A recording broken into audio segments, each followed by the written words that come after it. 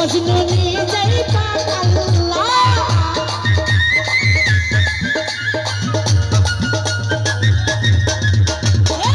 এমন একজন লাইলি আছে ভাবে মজনু নিজেই পাক আল্লাহ তোমরা কি তার নাম জানো গো মোহাম্মদ রাসূলুল্লাহ তোমরা কি তার নাম জানো গো মোহাম্মদ রাসূলুল্লাহ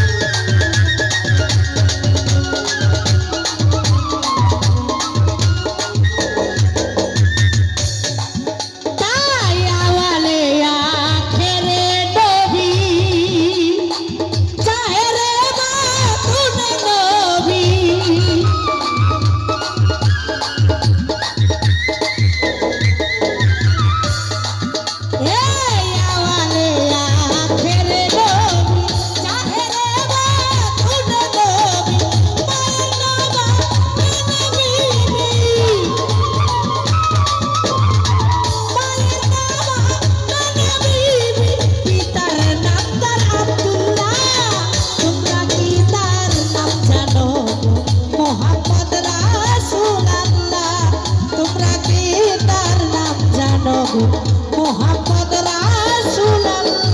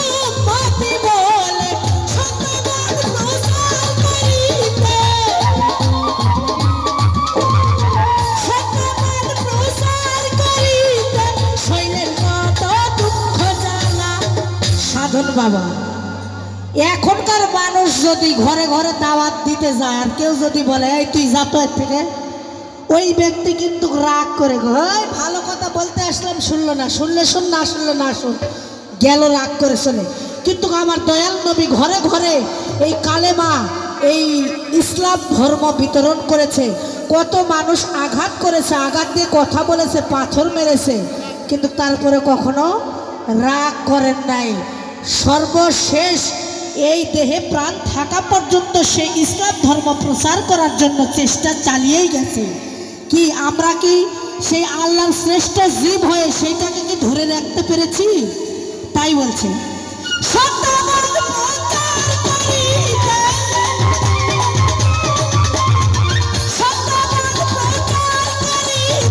শৈলের কত দুঃখ জ্বালা, শৈলের কত দুঃখ জ্বালা, তোমরা কি তার নাম জানো মোহাম্মদ রাসূলুল্লাহ? তোমরা কি তার নাম জানো মোহাম্মদ রাসূলুল্লাহ?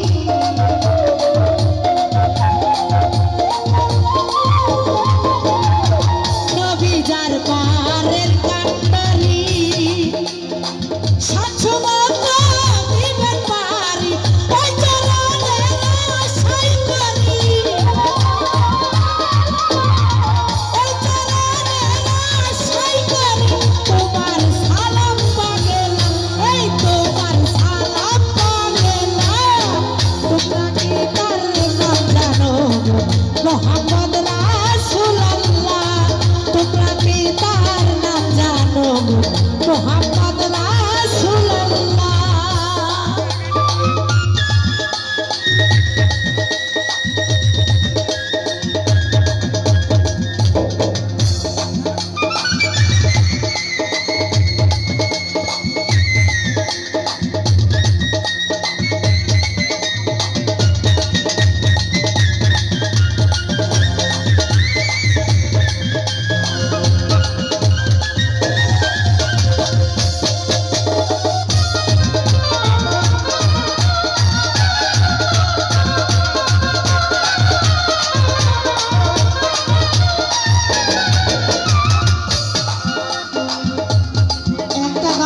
খাজা বাবার গান অনেকেই কিন্তু শোনেন, এই গানটা অনেক চেনা। হ্যাঁ, চেনা গান কি খাজা বাবা? সুর দিয়ে দেয় আজান, সুরে পড়ে কোরআন, সুর দিয়ে ওয়াজ করে একজন ওয়াজি। সুর দিয়ে দেয় আজান, সুরে পড়ে কোরআন, সুর দিয়ে ওয়াজ করে ওয়াজি। এই সুরের মাধ্যমে এই বাউল গান, বাউল শব্দের অর্থ আছে, বাউল গানের অর্থ আছে। যেই গান শুনে, এখানে বলে যে গান শোনা হারাম, অবশ্যই হারাম। যেই গান শুনে মানুষের আল্লাহর কথা স্মরণ হবে না, রাসূলের কথা স্মরণ হবে না, তার জন্য গান শোনা হারাম। আর যেই গান শুনে আল্লাহ রাসূলের কথা স্মরণ হবে, দিনের কথা স্মরণ হবে, তার জন্য এই গান শোনা হারাম। এই গানে তাই বলেছেন শাহ আলম সরকার, সুর দিয়ে দেয় আজান, সুরে পড়ে কোরআন, সুর দিয়ে ওয়াজ করে ওয়াজি। বাউল গানের স্বাগত, বাউল গান দুই রকম, বাউল গান কিন্তু দুই রকম। এই বাউল গানের স্বাগত যেজন কবি সেই শোনে এই বাউল গান। তাই এই বাউল গান শুনতে আসলে বাবা কিছুটা ধৈর্যের প্রয়োজন, কারণ প্রত্যেকটা মানুষকে মনে করতে হবে কুল্লে নাফসে যায়কাতুল মাউত, মৃত্যুর স্বাদ সবাইকে গ্রহণ করতে হবে। আর এই মৃত্যুর কথা প্রত্যেকটা ব্যক্তি যদি দিনের মধ্যে একবার ভাবে, তার দ্বারাই কোনো অন্যায় অপরাধ কোনো কাজ হবে না।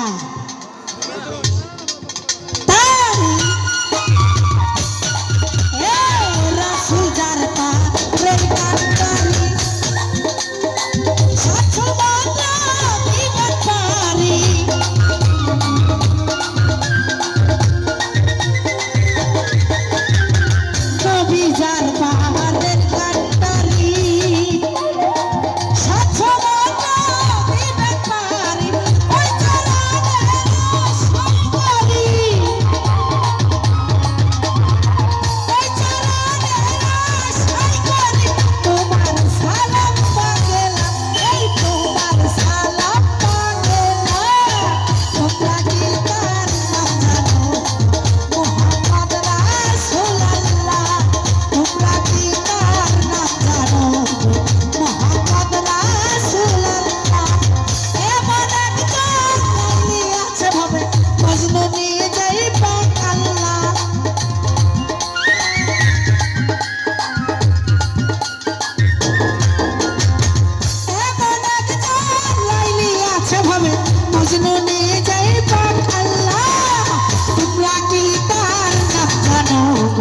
মোহাম্মদ রাসূলুল্লাহ